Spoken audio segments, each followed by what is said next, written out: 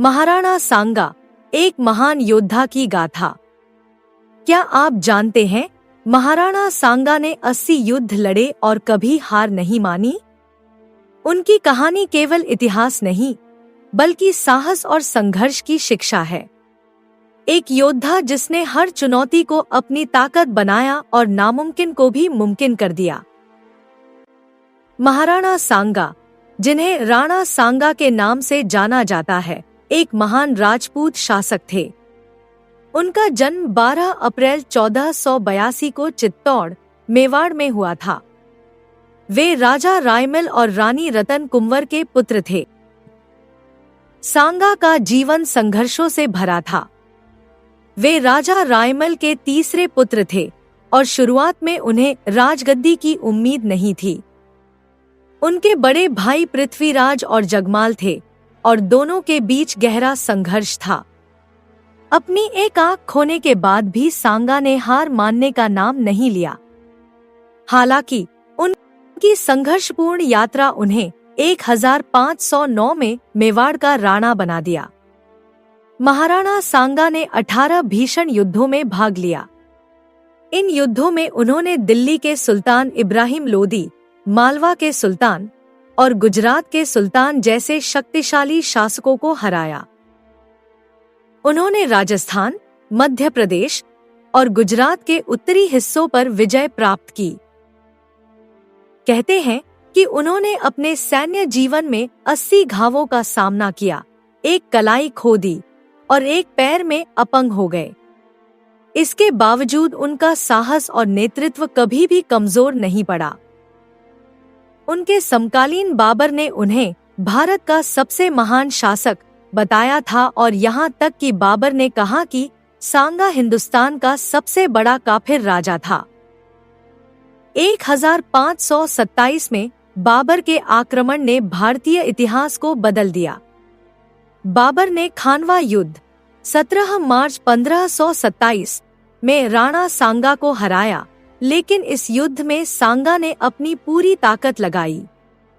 बाबर की सेना के मुकाबले राणा सांगा की सेना बहुत बड़ी थी, लेकिन बाबर की रणनीति और तोपखाने की ताकत ने निर्णायक भूमिका निभाई।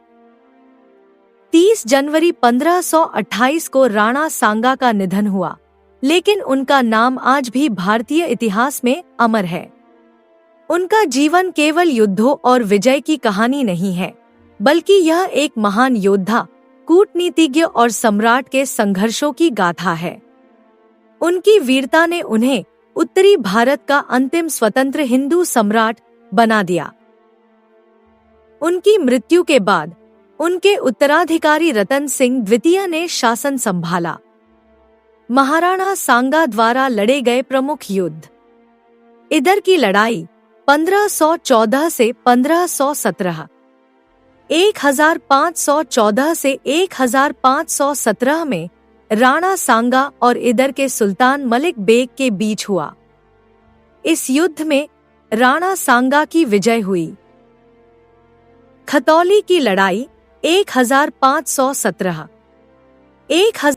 1517 में राणा सांगा और दिल्ली के सुल्तान इब्राहिम लोदी के बीच हुआ। इस युद्ध में राणा सांगा की विजय हुई। धौलपुर का युद्ध 1519, 1519 में राणा सांगा और इब्राहिम लोदी की सेना का नेतृत्व धौलपुर के सुल्तान मलिक हाजी के बीच हुआ। इस युद्ध में राणा सांगा की विजय हुई। गागरोन की लड़ाई 1519, 1519 में राणा सांगा और गागरोन के सुल्तान मलिक महमूद खिलजी द्वितीय के बीच हुआ। इस युद्ध में राणा सांगा की विजय हुई। राणा सांगा का गुजरात पर आक्रमण 1520, 1520 में राणा सांगा और गुजरात के सुल्तान मुज़फ़्फ़र शाह के बीच युद्ध हुआ। इस युद्ध में राणा सांगा ने गुजरात के सुल्तान मुज़फ़्फ़र शाह को हराया और विजय प्राप्त की। राणा सांगा का गुजरात पर यह आक्रमण उनके साम्राज्य के विस्तार के प्रयासों का हिस्सा था। मंदसौर की घेराबंदी 1521। 1521 में राणा सांगा और मंदसौर के शासक के बीच यह युद्ध हुआ। इस युद्ध में राणा सांगा ने विजय प्राप्त की। मंदसौर उस समय मालवा के सुल्तान महमूद खान के अधीन था। राणा सांगा ने मंदसौर पर आक्रमण किया और इस क्षेत्र को अपने कब्जे में ले लिया। इब्राहिम लोदी का रणथंभौर पर आक्रमण 1519 में इब्राहिम लोदी और राणा सांगा के बीच हुआ। इस युद्ध में राणा सांगा ने इब्राहिम लोदी को परास्त किया। बयाना की लड़ाई 1527। 1527 में बाबर की सेना और राणा सांगा के बीच हुआ। इस युद्ध में राणा सांगा ने बाबर की सेना को परास्त किया। खानवा की लड़ाई 1527। 17 मार्च 1527 को राणा सांगा और बाबर के बीच हुआ। इस युद्ध में राणा सांगा को हार का सामना करना पड़ा। अगर आपको यह जानकारी उपयोगी लगी तो वीडियो को लाइक करें, अपने दोस्तों के साथ शेयर करें और हमारे चैनल को सब्सक्राइब करना न भूलें।